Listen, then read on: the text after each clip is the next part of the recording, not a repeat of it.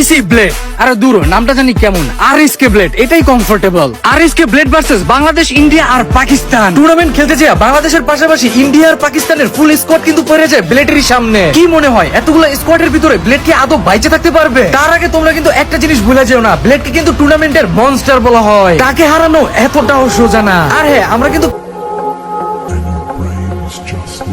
সকল প্রকার tournament match একটা জায়গায় খেলতে, তাহলে যে কোনো ব্রাউজারে গিয়ে সার্চ করো গেম ক্লাব বিডি। ওইখানে তোমরা রাত দিন 24 ঘন্টা যে কোনো সময় সকল প্রকার টুর্নামেন্ট ম্যাচ খেলতে পারবা, যার প্রাইস গুলো কিন্তু মোটামুটি ভালোই থাকে। এই মুহূর্তে একদম স্বীকার করছে পুরো লবির ত্রাস করার চেষ্টা আরজেডএক্স স্পোর্টস, আরএনটিএক্স, রয়েছে Titan sports. Bangladesh, Pakistan, India, তিনটে দেশের তিনটে ডিফারেন্ট টিম করছেন ব্যাটল। ব্লেডের প্রথম, দ্বিতীয়, double, triple shot and finish again.